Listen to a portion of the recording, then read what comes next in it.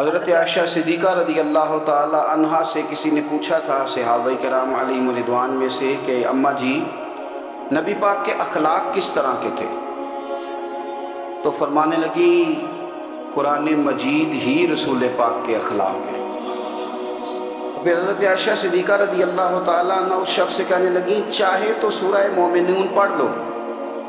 تو انہوں نے یہ ابتدائی آیات سورہ مومنون کی جب تلاوت کی تو حضرت عائشہ فرمانے لگی یہی تو میرے نبی پاک کے اخلاق ہیں، اور یہی وہ آیات ہیں جن میں اللہ تبارک و تعالیٰ نے بندہ مومن سے تقاضا کیا ہے کہ اگر وہ جنت کا وارث بننا چاہتا ہے، جنت وہ جگہ ہے جہاں رسول کریم علیہ السلام کا قرب بھی ملے گا اور رب کریم کی زیارت بھی نصیب ہوگی، وہ مقام فلاح، وہ مقام کامیابی، وہ مقام جہاں اللہ تعالیٰ اپنے بندوں پر اپنی رضا نازل فرمائے گا، اس مقام کا نام مقام جنت ہے۔ تو اس سورہ مبارکہ کی ابتدائی آیات کے اندر اللہ تبارک و تعالیٰ نے ان صفات کا تذکرہ فرمایا کہ اگر وہ صفات ہم اپنے اندر پیدا کرنے میں کامیاب ہو جائیں، معنی یہ ہے کہ ہمیں اللہ تبارک و تعالیٰ نے جنت کا وارث بنا دیا ہے۔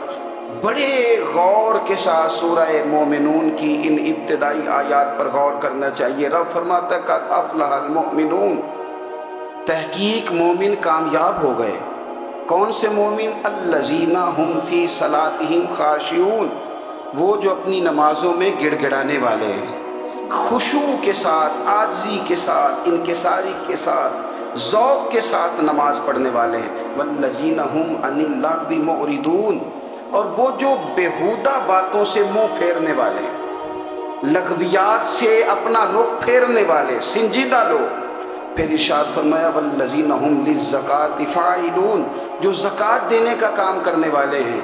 پھر فرمایا والذین هم لفروجہم حافظون، اور وہ لوگ جو اپنی شرمگاہ کی حفاظت کرنے والے، اپنی شرمگاہ کی حفاظت کرنے والے۔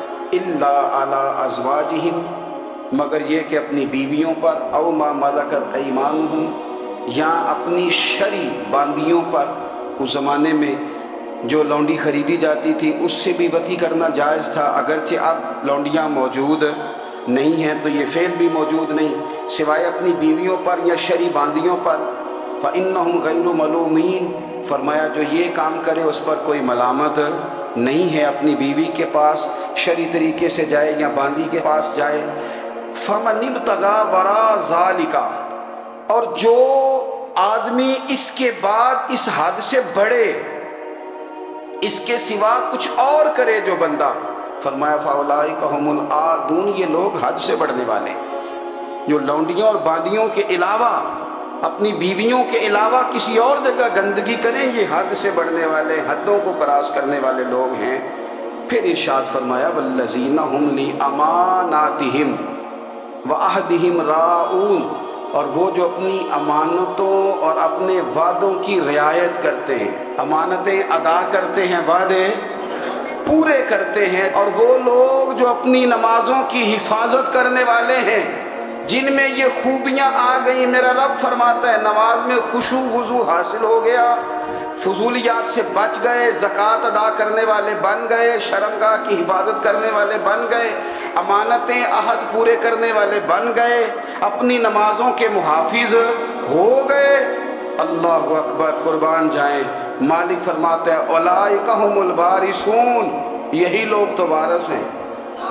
یا اللہ کس چیز کے؟ فرمایا الذین یرثون الفردوس، یہ لوگ جنت کے وارث ہیں، یہ جنت کے وارث ہیں یہ لوگ۔ ہم فیہا خالدون، اور فردوس سے، جنت سے نکالے نہیں جائیں گے، ہمیشہ ہی جنت میں رہیں گے۔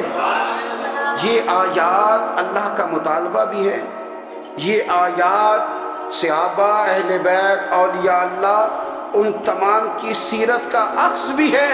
اور سب سے بڑھ کر سیدہ عائشہ صدیقہ فرماتی ہیں یہی تو آیات ہیں جنہیں اچھی طرح سمجھ لو گے تو تمہیں مدینے والے کے اخلاق بھی سمجھ میں آ جائے گا، حضور کے اخلاق بھی تمہیں سمجھ میں آئے۔ بڑے غور کے ساتھ سورہ مومنون کی ان ابتدائی آیات پر غور کرنا چاہیے۔ رب فرماتا ہے قد افلح المؤمنون، تحقیق مومن کامیاب ہو گئے۔ کون سے مومن؟ الذین هم فی صلاتہم خاشعون، وہ جو اپنی نمازوں میں گڑ گڑانے والے ہیں، خشوع کے ساتھ، عاجزی کے ساتھ، انکساری کے ساتھ، ذوق کے ساتھ نماز پڑھنے والے ہیں۔ دیکھیں قرآن نے یہ نہیں کہا شروع میں ہی کہ وہ لوگ اپنی نماز پابندی سے پڑھتے ہیں، بلکہ فرمایا وہ نمازوں میں عاجزی کرتے ہیں، وہ نماز میں خشوع کرتے ہیں، خضوع کرتے ہیں۔ نماز ہم بھی پڑھتے ہیں، ڈھیر سارے لوگ ہیں جن کا یہ مطالبہ ہے کہ میرا نماز میں دل ہی نہیں لگتا۔ پہلی بات تو یہ ہے کہ دل نہ بھی لگے تو نماز پھر بھی پڑھنی ہے، اور دوسری بات یہ ہے کہ دل لگانے کو بھی تو کچھ انسان کے پاس چیزیں ہونی چاہیے نا، کوئی ضروریات ہوتی ہیں۔ سب سے پہلی بات یہ کہ مسئلہ نماز کا نہیں، مسئلہ اہمیت کا ہے۔ آپ نے اللہ تبارک و تعالیٰ کی ذات کی، رب کریم کے جلالت کی جتنی زیادہ اہمیت اپنے دل میں محسوس کر لی، اتنا ہی نماز کی طرف توجہ آپ کی بڑھ جائے گی۔ آپ سادی سی مثال ہے، غور کر لیں، جتنا آپ اپنے استاد کو پروٹوکول دیتے ہیں، جتنی عزت کرتے ہیں، اتنا ہی وقت پہ آپ ان کے پاس پہنچ بھی جاتے ہیں۔ اگر آپ کے دل میں اہمیت نہیں ہے تو آپ ٹال دیں گے، اور جس استاد کی اہمیت ہے اس کے فون کی گھنٹی بجتے ہی فون بھی اٹھایا جائے گا، اور بات پوری مکمل بھی نہیں ہوگی تو کہا جائے گا جیسے آپ کہیں گے، اور جو وقت وہ دیں گے ان سے 10 منٹ پہلے پہنچنے کی کوشش بھی کی جائے گی۔ بس سمجھ لیں دل لگنے نہ لگنے کا مسئلہ نہیں، اہمیت کا مسئلہ ہے۔ آپ جتنی اپنے مالک کی بارگاہ کی اہمیت سمجھ لیں گے، اتنا ہی وقت پہ مسجد آئیں گے، اتنا ہی شوق سے نماز پڑھیں۔ دوسری بات، نماز کے ترجمے پہ غور کریں۔ آپ یقین کریں اگر نماز کا ترجمہ ہمیں آ جائے نا تو ہمیں تو یوں لگے کہ ہم تو اپنے مالک کی بارگاہ میں عرض و معروض کرنے حاضر ہوئے۔ یہ سورہ فاتحہ ہی دیکھ لیں آپ، حضور فرماتے ہیں، رب فرماتا ہے سورۃ فاتحہ آدھی میری ہے آدھی میرے بندے کی ہے۔ جب اس نے کہا الحمدللہ رب العالمین الرحمن الرحیم مالک یوم الدین ایاک نعبد و ایاک نستعین، جب یہاں تک وہ لفظ کہتا ہے تو یہ حصہ میرا تھا، اس نے اپنے رب کی تعریف کی، اور جب کہا نا اس نے اہدنا الصراط المستقیم، اب بندے نے التجائیں شروع کر دی۔ اس نے کہا کہ مالک بھی تو ہے، رحمان بھی تو ہے، رحیم بھی تو ہے، عبادت بھی تیری کرتے ہیں تو مدد بھی تو تجھی سے مانگنی ہے، اب مہربانی فرمانا اہدنا الصراط المستقیم، ہمیں سیدھا راستہ دکھا دے، صراط الذین انعمت علیہم، ان لوگوں کا راستہ دکھانا جن پر تو نے انعام کیا ہے، غیر المغضوب علیہم ولا الضالین، ان کے راستے پہ نہ چلانا ان پر تیرا غضب ہوا، جو گمراہ ہو گئے ان کے راستے۔ تو نماز میں جب ترجمے پر آپ کا غور ہوتا ہے تو آپ کا تو دل خود بخود لگ جاتا ہے، شوق بڑھ جاتا ہے آپ کا۔ تو اتنی چیزیں ہم زندگی میں یاد کرتے ہیں، تو اگر ترجمہ بھی نماز کا یاد کر لیں اور پھر شوق سے پڑھیں تو آپ یقین کریں طبیعت کھنچی چلی آئے۔ ہمارے ہاں کچھ لوگ نماز پڑھتے ہیں پر بڑی لاپرواہی سے پڑھتے ہیں، کبھی ادھر دیکھتے ہیں کبھی ادھر دیکھتے ہیں، کبھی بال سہلاتے ہیں۔ وہ میں نے دیکھا ہے سجدے جا رہے ہیں تو سیانے سیانے بندے کبھی کپڑے کو چھیڑ رہے ہیں کبھی جگہ کو چھیڑ رہے ہیں۔ میرے نبی کریم صلی اللہ تعالی علیہ وسلم نے فرمایا ان لوگوں کا کیا حال ہے جو اپنی نماز میں نظریں آسمان کی طرف اٹھاتے ہیں، رکوع سے اٹھے تو اوپر دیکھنا شروع کر دیا، کیا حال ہے ان کا۔ اور پھر حضور نے ایک موقع پر تو سختی فرمائی، فرمایا جو نماز پڑھتے اپنی نظریں آسمان کی طرف اٹھاتا ہے وہ باز آ جائے، ورنہ ایسا نہ ہو کہ رب اس کی آنکھیں ہی چھین لے، وہ باز آ جائے اس کام سے۔ خشوع کے ساتھ نماز پڑھے، عاجزی کے ساتھ نماز پڑھے، اس کا دل لگا ہوا ہو نماز کے اندر۔ میرے نبی پاک صلی اللہ تعالیٰ علیہ وآلہ وسلم کے غلام حضرت انس بن مالک رضی اللہ تعالیٰ عنہ فرماتے ہیں کہ رسول پاک صلی اللہ علیہ وسلم نے مجھ سے فرمایا تھا کہ بیٹے نماز میں ادھر ادھر دیکھنے سے بچو، کیونکہ فرمایا نماز میں ادھر ادھر توجہ کرنا یہ بندے کو ہلاک کر دیتا ہے، ہلاکت ہے اس میں اگر تم نے ادھر ادھر توجہ کی۔ نماز تم مالک کی بارگاہ میں کھڑے ہو اور تم دیکھ ادھر ادھر رہے ہو، تو ایک تو نماز عاجزی کے ساتھ۔ پھر فرمایا والذین ہم عن اللغو معرضون، وہ لوگ جو فضول باتوں سے، لغویات سے اپنا منہ پھیر لیتے ہیں، فضولیات سے۔ ہمارے ہاں نا بہت سارے لوگ ایسے ہیں جو بلا وجہ ان چیزوں میں دلچسپی لیتے ہیں جو ان کے مطلب کی نہیں ہے، ان کے مطلب کی مطلب آپ کسی سے ملنے کہتے کیا حال ہے؟ ٹھیک ہے جی۔ بچوں کا کیا حال ہے؟ ٹھیک ہے۔ بچے کتنے ہیں؟ تو بھئی آپ کو جب پتہ ہی نہیں تھا کتنے ہیں تو حال کیوں پوچھا آپ نے؟ آپ کرتے کیا ہیں؟ آپ کا بڑا بھائی کیا کرتا ہے؟ چھوٹا بھائی کیا کرتا ہے؟ ابا جی کیا کرتے ہیں؟ بھئی آپ کے مطلب کی بات نہیں، آپ مطلب کی مقصد کی بات کریں، بے مقصد باتوں میں الجھنے کی ضرورت نہیں ہے۔ دیکھیں، اپنا ادارہ میں چلاتا ہوں، اپنا گھر آپ چلاتے ہیں، اپنی ڈیوٹی آپ کرتے ہیں۔ آپ کو زیادہ بہتر پتہ ہے کہ آپ اپنا گھر کیسے چلا رہے ہیں، مجھے زیادہ بہتر پتہ ہے کہ میں مدرسہ مسجد، مجھے زیادہ بہتر پتہ ہے اس کے اندر کون سی اصطلاح کس طرح کرنی ہے، یہ مجھ سے زیادہ بہتر کوئی بندہ جانتا نہیں۔ اب ہم کیا کرتے ہیں، جب ہم دوسرے کے کام میں مداخلت کرتے ہیں تو دو نقصان ہوتے ہیں، ایک تو اس کے ساتھ ہمارا رائے کا اختلاف ہو جاتا ہے، اور دوسرا ہمارے اپنے بہت سارے کام رہ جاتے ہیں، کیونکہ ہماری توجہ ہی دوسرے کی جانب تھی، اپنے بڑے سارے کام رہ جاتے ہیں۔ اس لیے بہت ساری ایسی چیزیں ہیں جن میں بلا وجہ کوئی مقصد نہیں۔ ہم پرانے لوگوں سے باتیں سنا کرتے تھے، ہمارے بزرگ کہا کرتے تھے جڑے پنڈ جانا نہیں، جڑے پنڈ جانا نہیں ادھر راہ پوچھنے دی کہ لغویات میں نہ الجھے، فضولیات میں نہ الجھے، یعنی ٹو میں رہنا، ٹو میں۔ آپ یقین کریں، میں نے پرسنلی طور پہ اس چیز کو محسوس کیا ہے کہ ہمارے بہت سارے اہم حقوق صرف اس لیے مس ہوتے ہیں کہ ہماری اپنے سے زیادہ توجہ سامنے والے پہ ہوتی، سامنے والے۔ میں نے دیکھا بڑے بڑے عجیب سوال اور بڑے بڑے انوکھے سوال، مطلب یہ کہ اتنی لمبی چوڑی، اور لوگوں کو بڑا پتہ ہوتا ہے یہ فلاں آدمی جو ہے اس کے بچے کتنے ہیں، وہ بیاہ کہاں پہ ہیں، کس کس علاقے میں ان کی شادیاں ہوئی ہیں۔ اتنی تفصیلات کی ہمیں ضرورت نہیں ہے، ہم سے تو ہمارے بارے میں پوچھا جائے تو ہمیں اپنا معاملہ بڑا صاف ستھرا۔ دیکھیں کیا سونی بات کی مدینے والے رسول، قربان جائیں حضور کے جملوں پر۔ ایک شخص نے پوچھا حضور سونا اسلام کون سا ہے، خوبصورت مسلمان کون ہے؟ تو نبی پاک صلی اللہ علیہ وسلم نے فرمایا وہ خوبصورت مسلمان ہے جو بات اس کے مقصد کی نہیں، بے معنی ہے وہ بات وہ چھوڑ دے۔ بے مقصد باتوں سے الجھنا جو بندہ چھوڑ دے وہ مسلمان بڑا سونا مسلمان ہے۔ ہم کمزور اس لیے ہوتے ہیں کہ ہماری توجہ زیادہ دوسروں کی باتوں پر پڑتی ہے۔ پھر فرمایا والذین ھم للزکاۃ فاعلون، وہ لوگ جو زکوٰۃ دینے کا کام کرتے ہیں، صدقات کرتے ہیں، خیرات کرتے ہیں، وہ کامیاب ہو جاتے ہیں۔ پھر فرمایا والذین ھم لفروجہم حافظون، وہ جو اپنی شرمگاہ کی حفاظت کرتے ہیں۔ نوجوان میری بات پر توجہ کریں، فرمایا وہ لوگ جو اپنی شرمگاہ کی، والذین ھم لفروجہم حافظون، وہ لوگ جو اپنی شرمگاہ کی حفاظت کرتے ہیں۔ حضور غوث پاک رضی اللہ تعالیٰ عنہ فرمایا کرتے تھے دو چیزیں انسان اپنی سنبھال لینا، ایک پیٹ اور ایک شرمگاہ، تو فرماتے تھے ولایت اس کے بڑی قریب آ جاتی۔ ہم نہ ان لذات میں الجھ جاتے ہیں۔ سیانے سیانے بندے، روٹی کمر سیدھی کرنے کے لیے کھانی چاہیے، زبان کے ذائقے کے لیے نہیں کھانی چاہیے۔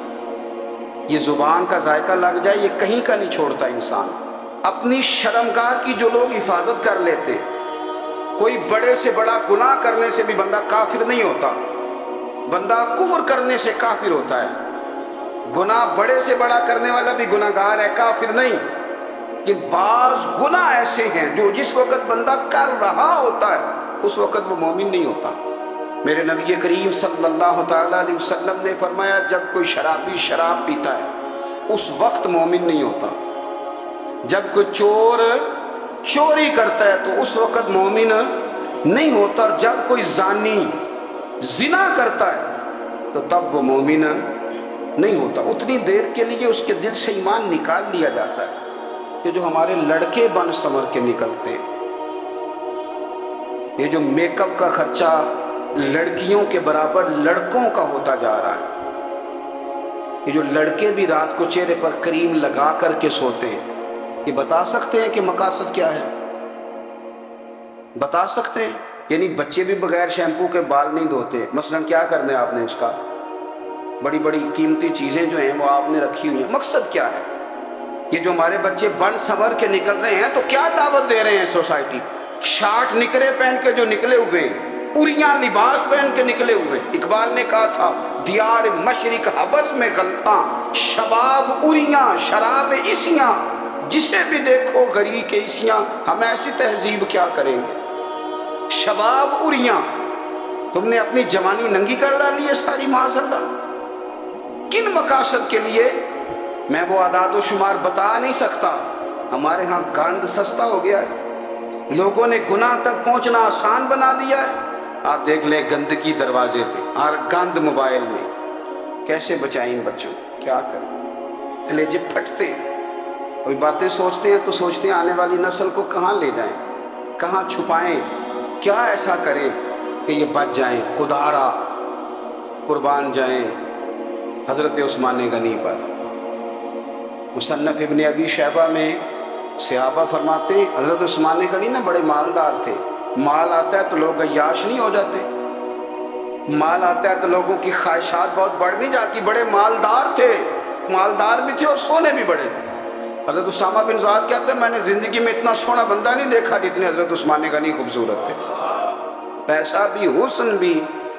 لیکن فرماتے ہیں کہ حضرت عثمان غنی سب سے بڑھ کر اپنی شرمگاہ کی حفاظت کرنے والے اور سب سے بڑھ کر صلہ رحمی کرنے والے، رشتہ داروں سے اچھا سلوک کرنے والے، حیا والے، شرم والے، پاکیزگی والے. آپ کا ذہن ہے، آپ صبح اٹھتے ہی ذہن بنا لیں کہ میں نے آج اتنا سبق پڑھنا ہے، آج اتنی تفسیر دیکھنی ہے، اتنی عبادت کرنی ہے، فلانی نعت میں نے دیکھنی ہے، فلاں خیر کا کام کرنا ہے، فلاں آدمی کے ساتھ نیکی کرنی ہے. صبح ذہن بنا لیں، آپ کا ذہن وہی کام کرنے لگے گا. لیکن اگر صبح اٹھتے ہی ذہن میں گندگی ہے، رات کو سوتے ہی معاذ اللہ ذہن میں وسوسے ہیں، پھر سارا دن وہی چکی چلے گی، وہی انداز رہے گا. تھوڑا سا آپ کو اس کی نگرانی کرنی ہے. تھوڑا سا فحاشی اریانی یہ تیزی سے پھیل رہی ہے، تیزی سے گندگی لوگ کشید کر کے لاتے ہیں. اور حیا کا مطلب صرف اتنا ہی نہیں ہے آپ زنا اور بدکاری سے بچیں، آپ اپنی زبان کو بھی حیا والا بنائیں. کوئی کچا کمزور جملہ، گندی بات، گالی کبھی بھی زبان پہ نہ آئے. آپ کا انداز حیا والا ہو. بے باک ہو جانا، بے باک بولنا، میں باریکی سے اس بات کو سمجھتا ہوں اور میں آپ کو بہت ساری بزرگوں کے ارشادات کا نچوڑ عرض کرنے لگا ہوں. آپ اپنا ذہن صاف کر لیں، آپ کے بہت سارے کام ویسے صحیح ہو جائیں. چونکہ ہمارے دین کے اندر زیادہ اجر نیتوں اور ارادوں پہ ملتا ہے. آپ کے جو اندر کی پاکیزگی ہے وہ بہت سارا فضل لاتی ہے اللہ کا. اور اگر دل ہی ناپاک ہو، ذہن ہی ناپاک ہو، تو وہ خیر کی چیزیں کس طرح کر کے داخل ہوں گی؟ اپنی شرمگاہ کی قربان جائیں. نوجوانوں ذرا غور کرنا.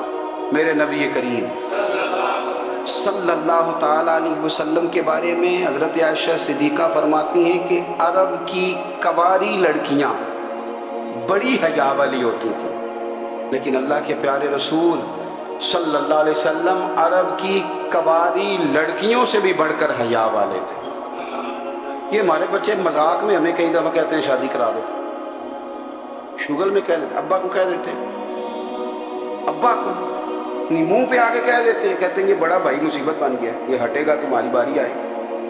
آپ کچھ ایسی باتیں کر رہے ہیں، کچھ ایسے انداز آپ اختیار کر رہے ہیں جو وزادار لوگ کرتے نہیں. شرم و حیا سے وہ چیزیں ڈھل جاتی ہیں جو باتیں ہمارے بچوں کی زبانوں پر بے باکی کے ساتھ آنے لگی ہیں. اور میں آپ کو ایک عقلی بات عرض کرتا ہوں، آپ اپنی زبان سے جو جملے خود ادا کرتے ہیں وہ جملے آپ کے دل پر بھی اثر کرتے ہیں. اگر آپ غلط بات بار بار کریں گے تو آپ کا دل بھی غلط بات کی طرف مائل ہو جائے گا. آپ 10 بار 15 بار 20 بار کوئی خیر کی بات کریں، خیر کی، تو آپ دیکھیں گے آپ کا دل بھی خیر کی طرف مائل ہو جائے گا. آپ خیر کی باتوں پر اپنے آپ کو لائیں، اچھی باتوں پر اپنی توجہ لائیں، آپ کا دل بھی اچھائی کی طرف مائل ہو جائے گا.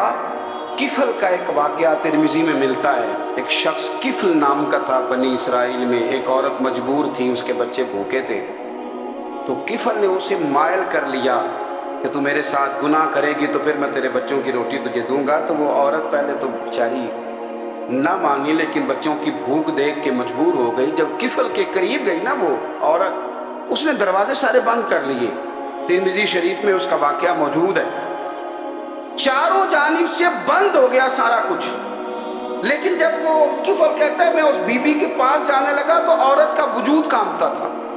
جس بندے کو گناہ کی طرف جاتے اس کی طبیعت میں ہیجان پیدا ہو تو مانا یہ ہے کہ ابھی ذہن پورا غلیظ نہیں ہوا, ابھی طبیعت پوری گندی نہیں ہوئی, ابھی ایمان کی بہت ساری قسمیں موجود ہیں, عورت کا وجود کانپتا ہے. تو کفل کہتے ہیں کہ میں نے اسے کہا کہ سارے دروازے بند ہیں, آپ ڈرتی کیوں ہے؟ تو کہنے لگی ڈرتی اس لیے ہوں کہ سارے دروازے بند نہیں ہوتے, ایک دروازہ کھلا ہے اور وہ دروازہ رب قدیر کا دروازہ ہے, اسے کیسے بند کیا جا سکتا؟ تو کہتے ہیں جب اس نے یہ لفظ کہے تو مجھ پر بھی بات کا اثر ہوا, مجھ پر. تو میں نے کہا کہ اگر تو عورت ہو کے رب سے اتنا ڈرتی ہے تو مجھے تو اس نے مرد بنایا ہے, تو مرد تو ہوتا ہی وہ ہے جو اپنے آپ پر کنٹرول کر سکے. تو اب نہ معاملہ آگے جائے گا, اب یہاں بات رکے گی نہیں, جا میں تجھے آزاد کرتا.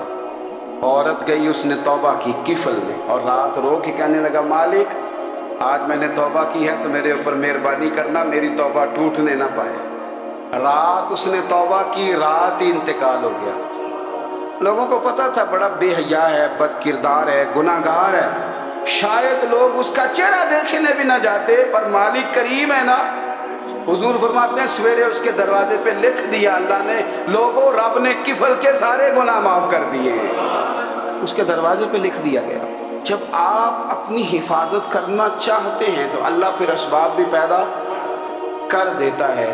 اپنی شرمگاہ کی, اپنی نظر کی آپ خوب حفاظت کریں. اور میں آپ کو ایک بات عرض کروں, ایک بندے کے باحیا ہو جانے سے نا, ایک بندے کے ٹھیک ہو جانے سے اس کے دائیں بائیں بے شمار لوگ ٹھیک ہو جاتے ہیں. نہ چاہتے ہوئے بھی آپ کی نیکی کا اثر آپ کے دوستوں پہ پڑتا ہے, نہ چاہتے ہوئے.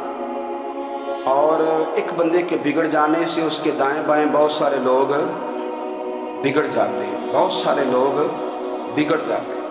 آپ اگر اپنے لب و لہجے پر یہ پابندی لگا سکیں اور اپنے آپ کو اگر آپ سنبھال سکیں تو پھر یاد رکھیے گا بڑی ساری چیزیں بہتر ہو جائیں. کچھ چیزیں ایسی ہوتی ہیں جو ہم نہ فراخ دلی سے بانٹتے ہیں, اور کچھ چیزیں ایسی ہوتی ہیں جو مجبور ہو کر ہم دیتے ہیں. کئی دفعہ ایسا ہوتا ہے کہ سامنے والا کچھ زیادہ تکلیف میں ہوتا ہے اور ہمارے پاس بھی وسعت نہیں ہوتی, لیکن زیادہ اجر اسی بندے کو ملتا ہے جو تھوڑی تکلیف برداشت کرے اور سامنے والے کی تکلیف کو دور کرے. مدینہ منورہ میں نا قحط پڑ گیا تھا, غلہ نہیں ملتا تھا, تو قحط کے زمانے میں لوگ نا پھر چیزوں کو مہنگا کر کے بیچتے. ہمارے ہاں ایک طرف چینی کی لائنیں لگی ہوتی ہیں اور دوسری دفعہ چھاپا پڑتا ہے, پورے کے پورے گودام بھرے ہوئے نکل آتے. لوگ مصنوعی قلت پیدا کر دیتے.